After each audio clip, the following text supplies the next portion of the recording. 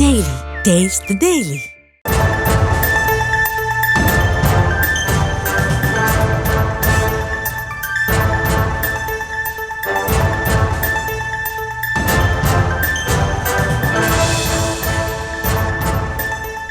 அண்மை செய்திகளை பார்த்து வருகிறோம். உச்சநீதிமன்றத்தில் வக்ஃப் வழக்கில் மீண்டும் விசாரணையானது தொடங்கியிருக்கிறது.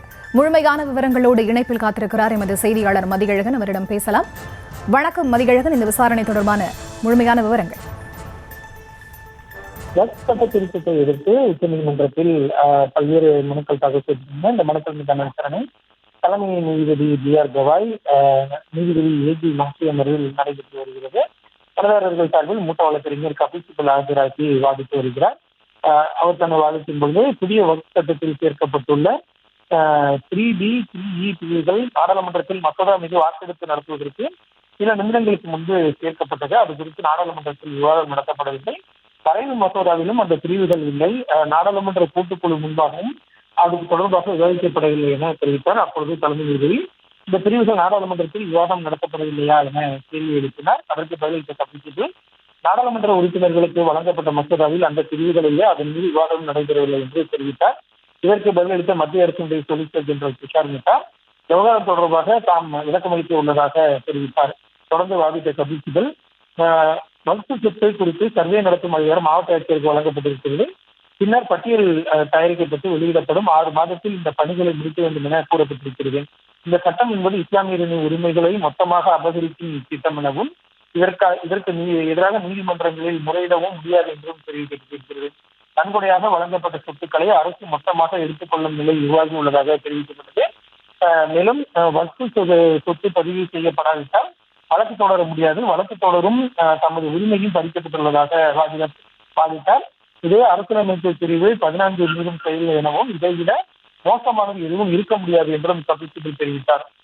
இந்த சட்டத்தின் மூலம் ஒரு சமூகத்தின் சொத்துக்களை அரசு கையகப்படுத்துகிறது, வக்ஃபின் நிலைத்தன்மை குலைக்கப்படுவதாகவும் கபில் சிபல் வாதிட்டார் தலைமை நீதிபதி. ஆனால் முந்தைய பழைய சட்டத்தின்படி வக்ஃப் சொத்து பதிவு கட்டாயமானதானே என தெரிவித்தார். அதற்கு பதிலளித்த கபில் சிபல் ஆனால் பத்திரப்பதிவு செய்யப்படவில்லை என்றாலும் எந்த பாதகமான விளைவுகள் இல்லை. தற்போதைய சட்டத்தின்படி தனியார் சொத்தை எடுத்துக்கொள்வார்கள், ஆனால் அந்த சொத்தின் மீதான உரிமைகளை நிரூபிக்க எந்த நடைமுறையும் இல்லை என கபில் சிபல் பதிலளித்தார். மேலும் வக்ஃப் வாரியத்தை பார்த்தோம் என்றால் முன்னதாக அந்த வாரியத்தை உறுப்பினராக இருந்தவர்கள் அனைவரும் இஸ்லாமியர்கள். ஆனால் புதிய சட்டத்தின்படி பெரும்பாலான உறுப்பினர்கள் இஸ்லாமியர்கள் அல்லாதவர்கள் என குறிப்பிட்டார். குறிப்பாக 2 நீதிபதிகள் உறுப்பினர்களாக இருக்க வேண்டும் என்று கூறப்பட்டுள்ளது. அவர்களும் இஸ்லாமியர் அல்லாதவர்களாகத்தான் இருக்க அதிக வாய்ப்பு எனில் இஸ்லாமியர்கள் தான் இருக்க வேண்டும் என்று எங்கும் தெரிவிக்கப்படவில்லை என தெரிவித்தார். வக்ஃப் வாரியத்தில் இஸ்லாமியர் அல்லாதவர்கள் உறுப்பினராக சேர்க்கப்பட்டுள்ளனர். அதே வேளையில் இந்து கோயில்கள் நிர்வகிக்கக்கூடிய வாரியங்களில் இந்துக்கள் அல்லாதவர் உறுப்பினராக இருக்க முடியுமா எனவும் கபில் சிபல் கேள்வி எழுப்பினார். இதற்கு மறு கேள்வி எழுப்பிய நீதிபதிகள் அப்படியெனில் புத்த கயாவின் நிர்வாகத்தில் இருப்பவர்கள் அனைவரும் இந்துக்கள் தானே என கேள்வி எழுப்பினார்கள். இதற்கு பதிலளித்த கபில் சிபல் புத்த கயாவை இதனுடன் ஒப்பிட முடியாது, ஏனெனில் அந்த வழிபாட்டு தளம் புத்த மதத்தை சார்ந்தவர்களுக்கும் இந்துக்களுக்கும் பொதுவானது. அதனை புத்த கயா சட்டம் தெளிவுபடுத்தியுள்ளதாக தெரிவித்தார். மேலும் இந்து கோயில்கள், கிறிஸ்துவ ஆலயங்கள், சீக்கிய குருத்வாராக்கள் உள்ளிட்டவை சம்பந்தப்பட்ட சமயத்தை சேர்ந்தவர்கள் நிர்வகிக்கும் பொழுது இஸ்லாமியர்களின் சமய சொத்துக்களை நிர்வகிக்கும் வாரியத்தில் பிற மதத்தை சேர்ந்தவர்களை அனுமதிப்பது எவ்வாறான நடைமுறை? இது அரசியல் சட்டத்திற்கு முரணானது என கபில் சிபல் குறிப்பிட்டார். மேலும் வக்ஃப் இஸ்லாமிய சமயத்தின் மசூதியோடு தொடர்புடையது. இது மதச்சார்பற்றது அல்ல. வக்ஃப் உருவாக்குவதற்கு மதச்சார்பற்றது அல்ல, மாறாக வக்ஃப் கடவுள்களுக்கு அர்ப்பணிக்கப்பட்ட ஒரு இஸ்லாமிய சொத்து என்று கபில் சிபல் தெரிவித்தார். தொடர்ச்சியாக மூத்த வழக்கறிஞர் கபில் சிபல் தனது வாதத்தை முன்வைத்து வருகிறார்.